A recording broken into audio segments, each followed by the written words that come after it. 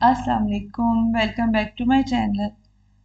आज का जो मेरा व्लॉग है that is related with percentage, profit, loss और डिस्काउंट्स।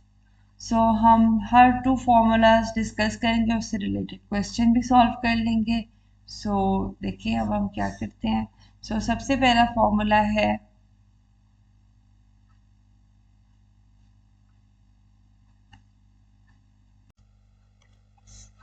सबसे पहले हम पढ़ते हैं प्रॉफिट का फॉर्मूला। प्रॉफिट होता है selling price minus cost price. Cost price होता है वो अमाउंट जो आप किसी चीज़ के ऊपर स्पेंड कर रहे हैं। सपोज करें आपने 50 रुपीज़ का एक पेन ख़रीदा और उसको 70 रुपीज़ में सेल कर दिया, तो जो आपने ख़रीदा है वो आपकी कॉस्ट प्राइस हो जाएगी और जो आपने जिस अमाउंट पे सेल किया है वो आपकी सेलिंग प्राइस हो जाएगी।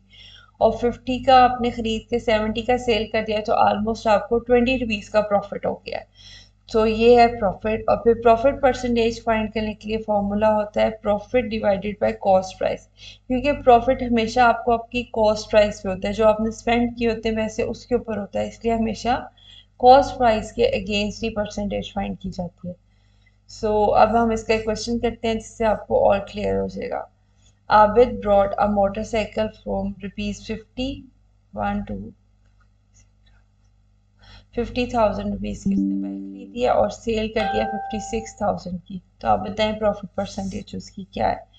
तो इसमें जो उसकी कॉस्ट प्राइस है वो क्या हो जाएगी।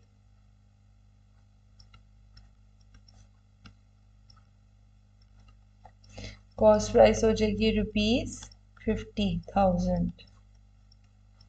ठीक है, और उसकी सेलिंग प्राइस क्या हो जाएगी।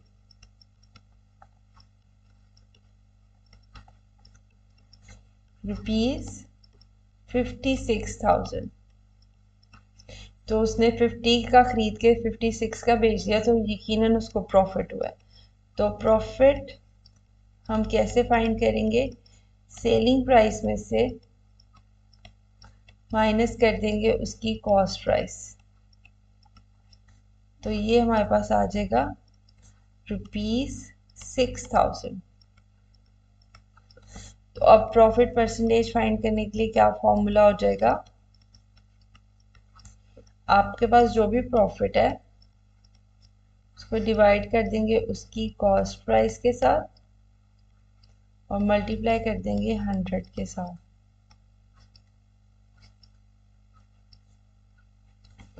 ये आ जाएगा 60/5 और ये आ जाएगा, इसका डिवाइड करके देख लेते हैं, 12 आएगा इसका आंसर। वैसे इसकी परसेंटेज क्या निकली है 12%, यानी कि उसको 12% प्रॉफिट हुआ। कैसे हमने किया, उसने 50,000 की परचेज करके 6,000 का सेल कर दिया और फिर उसको नहीं 50,000 की बाइक को परचेज किया और 56,000 की बाइक को सेल कर दिया और फिर उसको कितना प्रॉफिट हुआ। 56 माइनस 50 करें तो 6,000 का उसको प्रॉफिट हो गया। उसके बाद प्रॉफिट परसेंटेज का फॉर्मूला हमने अप्लाई किया, 6,000 divided by cost price multiply by 100, वो आ गया उसका 12% उसको प्रॉफिट हुआ है। ये एक फॉर्मूला हो गया। सेकंड फॉर्मूला है लॉस, कि अगर आपने कोई चीज़ सपोज करें 50 का ही पेन खरीदा है और उसको 30 रुपीज़ में सेल कर दिया है, तो ये आपको 20 रुपीज़ का लॉस हो गया है। तो उसके लिए भी इसी तरह होगा। जैसे एक अली है, उसने एक बाइसाइकिल परचेज की है ₹3,00,000 की उसने की थी। इसकी कॉस्ट प्राइस क्या आ जाएगी, रुपीज 12123, और इसकी सेलिंग प्राइस क्या आ जाएगी, ₹240। इनके 2,40,000 की उसने बेच दिया, यकीनन उसे लॉस हुआ है। लॉस करेंगे 3 lakhs में से 2,40,000 को माइनस कर देंगे, उसको 60,000 का लॉस हुआ। ठीक है, अब लॉस की परसेंटेज कैसे फाइंड करेंगे। 60,000 divided by 3 lakh rupees multiply by 100.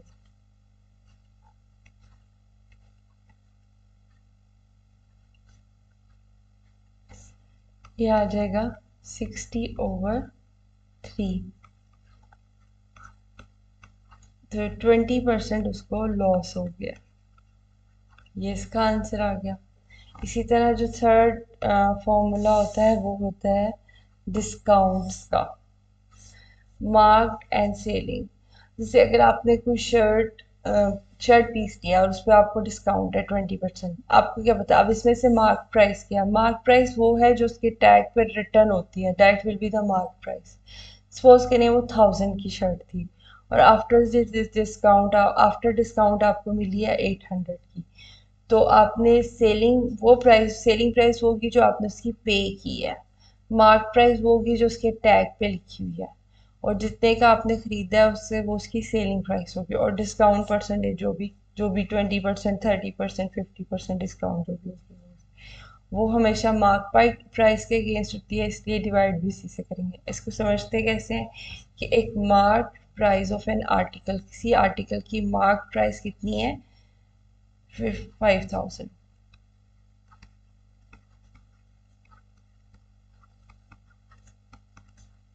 Rupees 5000, ठीक है।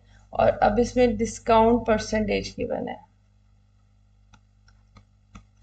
That is 20%। आपने उसकी सेलिंग प्राइस फाइंड करनी है, तो अब क्या करेंगे, डिस्काउंट परसेंटेज का फॉर्मूला यूज करेंगे, ये वाला। तो क्या आ जाएगा, discount percentage equals to, discount हमें अभी अननोन है, उसको हम डिस्काउंट ही रहने देते हैं क्योंकि डिस्काउंट अमाउंट तो हमें पता ही नहीं। मार्क्ड प्राइस की जगह 5000 लिख लेते हैं, मल्टीप्लाई बाय 100, और इसकी जगह भी हम फिर अब नेक्स्ट स्टेप में 20, ये इससे कैंसिल हुआ, डिस्काउंट आ गया 50 मल्टीप्लाई बाय 20,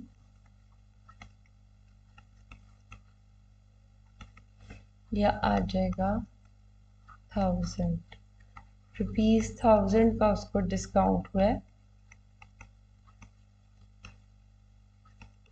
यानी कि वो जो आर्टिकल 5000 का था उस पर 1000 डिस्काउंट हो गया। तो अब हमने सेलिंग प्राइस फाइंड करनी है, तो सेलिंग प्राइस के लिए हम ये वाला फॉर्मूला दोबारा यूज करेंगे। क्या था, discount equals to marked price minus selling price. Discount है हमारे पास 1000, मार्क्ड प्राइस है 5000, और सेलिंग प्राइस हमने फाइंड करनी है। तो सेलिंग प्राइस को हम इधर लिख लेंगे, 1000 माइनस 1000, 5000 माइनस 1000 आ जाएगा 4000। सो सेलिंग प्राइस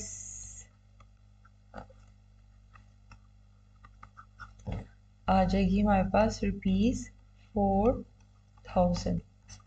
सो यहाँ तक मैं अपने इस लेक्चर को भी एंड करती हूँ, प्रॉफिट लॉस डिस्काउंट और परसेंटेज वाले।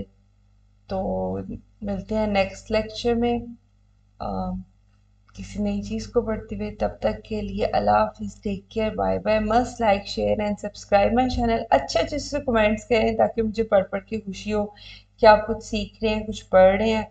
And best of luck for your exam. अच्छे अच्छे एग्ज़ाम दें जिनको चेक करने में भी मज़ा आए। तब तक के लिए अल्लाह हाफिज़, टेक केयर, बाय बाय।